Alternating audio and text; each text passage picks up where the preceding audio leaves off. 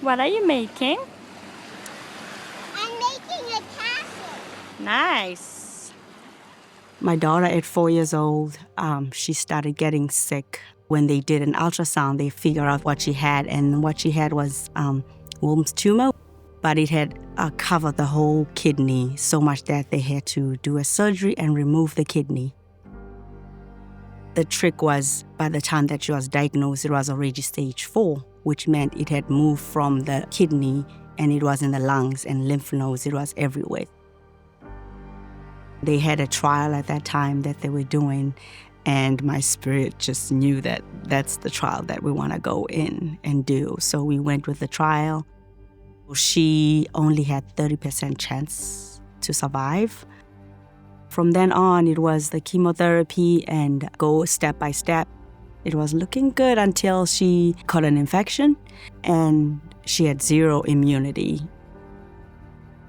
To me, that was a breaking point because she was in pain and there's nothing that doctors could have done. I remember I could see the doctors' faces when they came into the room that it didn't look too good. I stayed by her side for 3 days. It was hard because I could see her vanishing right in front of my eyes. I stayed there and cried to God and prayed to God to heal her.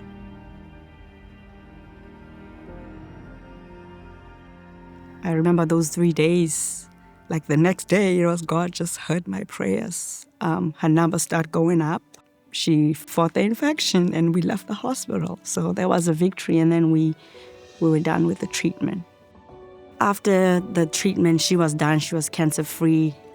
They had a celebration at the hospital. She does a ballet. All the nurses and doctors, they were dressed in tutu to celebrate. They had a photo shoot celebrating that she's won this battle.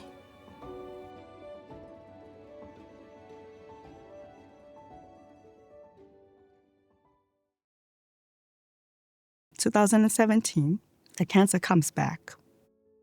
And the chances this time were not good at all. She only had a 10% chance. We would talk about treatment. This time, my stomach would just ball it up into it like a ball. God was saying no. She already had her faith. She already said, Mommy, I'm not doing this. If anything happens to me, it's with him. That's what she said.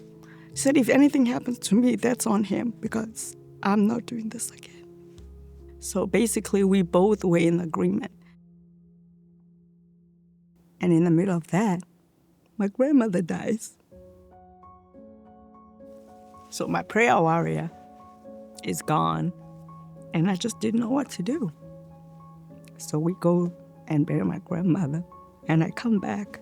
I just thought to myself, what would my grandmother do in my situation? What would she do? Memories of her growing up, waking up and praying, crying out to God.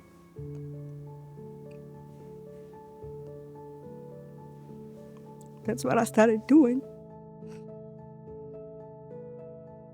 I read about King Hezekiah, who was told he only had a few days to live and he was going to die.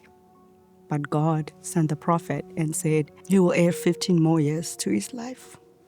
I cried because that's what God said about my daughter, that she was not going to die.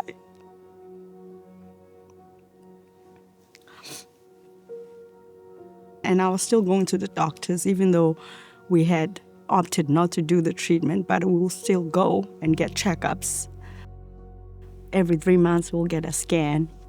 But this time, the doctor called me. Her specific words were,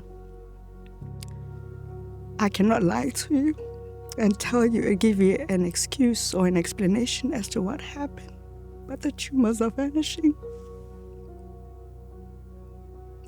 She said, I won't lie to you and try to say, this is what did it, this is what did it. There's no medical explanation as to what happened to your daughter.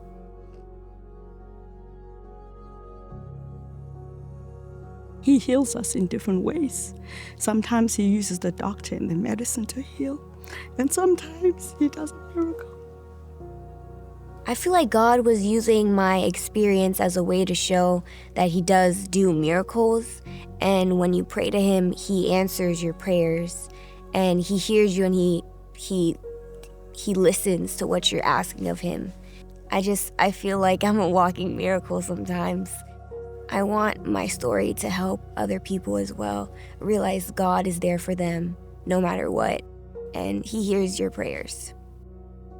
Looking back at my prayers, it's one of those things where when your prayers answers, you feel it in your spirit. You just have that peace. You just have that joy that you just feel like he heard your prayers and you have the answer. Even though at that moment, physically, things are still the same, but deep down in your spirit, you just know that you shook something.